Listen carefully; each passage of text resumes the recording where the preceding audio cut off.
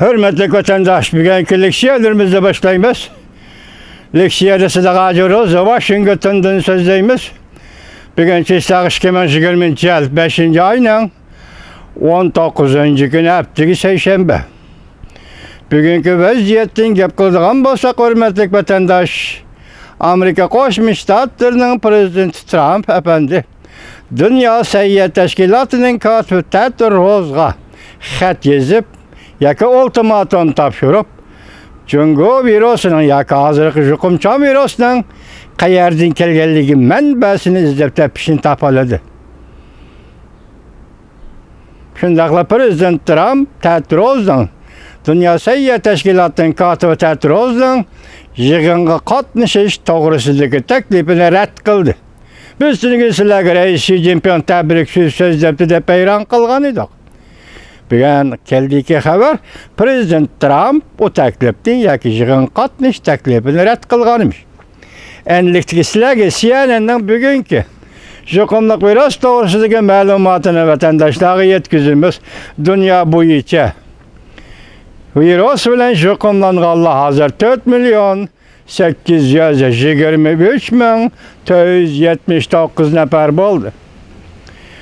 Kisel bilen vafat bolğanlar 218.857 nəfər boldu. Amerika Qoşmuş Ştatlarında jukumlanğanlar 1.508.957 nəfər boldu. Kisel bilen vafat bolğanlar 90.369 nəfər boldu. 2020 yıl 5. ayının 19. günü Şərq Washington Şərq vaxtı saat 8'den 18 minut ötken.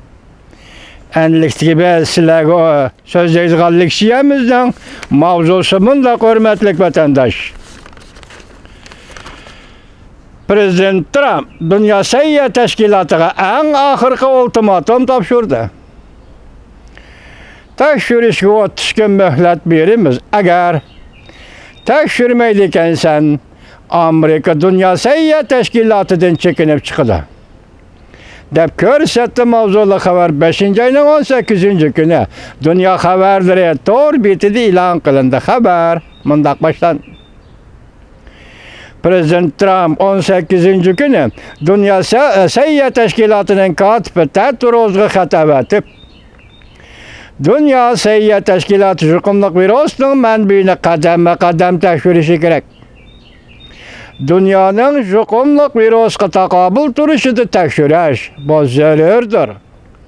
Eğer Dünya Seyyah Teşkilatı Cungo'dan müstakil turuşlu işbadilep görstelmeydiken, ondaqda Amerika Qoşmuş Ştatları vaqtliq toğultup koygan Dünya Seyyah Teşkilatı'na biridiğen məbləğini ebedi toğulatıdı. Hem de Amerika Qoşmuş Ştatları Dünya Seyyah Teşkilatı'na əzab oluş bolmaslıqına qaytıdan oyluşudur. Capitol Hill gazetinin xəbərə əsaslanğanda Amerika Qoşmuş Ştatlarının prezidenti Trump Dünya Seyyah Teşkilatı'nın yığına qatnışış ve təbrik sözləş təklifini rədd qıldı. Prezident Trump'ın Dünya Seyyah Teşkilatı'nın narazılıqda tügümüdü ve Dünya Seyyah Teşkilatı'nı qorçaq, Cungo'nun qoludaki qorçaq deb təsvirledi. Prezident Trump 18. günü düştün kiyen Aksaray'da Cungo'nu tənqidləb, jukumluq virusunun partlaşıdan bütünley saklanıp qalalaydı. Cungo, lekin saklanış yolunu tallap almadı. Əksçə hiç demi qılmaslık yolunu tallap elip, dünyada her qaysı devletlerge eğer ziyan saldı ve özügümü eğer ziyan saldı. Cungo məsuliyyətini öz üstüge elişi lazım dep görsətti Prezident Trump. Keç bolğanda Prezident Trump Twitter arqılıq Dünya Seyyah Teşkilatı uçu xat yazıb. Dünya Səhiyyə Təşkilatının juqumluq virusning tarqalishi jarayonida ogohlantirish berish polisini qo'ldan berib qo'yganligini sanab ko'rsatib, jumladan Tayvan amaldorlarining ogohlantirish berishiga pisand qilmaganligini va Jungoni markaz qilganligini tanqid qildi. Prezident Trump bunday ko'rsatdi. Juqumluq virusning manbai mustaqil tekshirish. Virusning manbaini mustaqil tekshirish. Dünyada har qaysi davlatlarning juqumluq virusga qanday taqobil turish jihati intayin zarur ishlar. Prezident Trump Tatrozni Dünya Səhiyyə Təşkilatının sobiq katibi Brandon Landl bilan selishtirib bunday ko'rsatdi.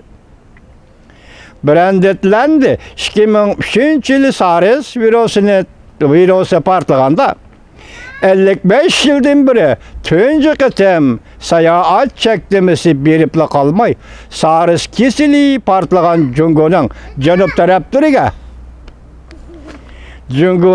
taraflariga bormaslikni taklif qilib, Jungo hukumatining avval signal berguchilarini qo'lga olish, matbuot senzor vositalari orqali juqumluq virusning ahvolini yushirgan Jungo hukumatini ikkilanmay tanqid qilgan edi deb ko'rsatdi Prezident Trump. Agar sanmi masalan Tatrozga navbatchi katib Tatrozga qaratib, agar sanmi Bandit Landliga o'xshash bo'lgan bo'lsang, nurg'un jallani qo'g'dab qolgan bo'latdi. Lekin sen xatolik ustiga xatolik sodir qilib, intayin ziyon soldi. Xatning oxirida Prezident Trump bunday ko'rsatdi. Dünya Səhiyyə Təşkilatı o tushkun ichida amaliy va zo'r qadam tashlamaydi ekan yoki tekshirishni boshlamaydi ekan, undaqda Amerika Qo'shma Shtatlari vaqtliq to'g'nitib qo'ygan mablag'ni abadiy to'g'nitadi. Shundaqla va Amerikaning Dünya Səhiyyə Təşkilatıga azab bo'lishini yoki bo'lmasligini qaytadan o'ylashidir.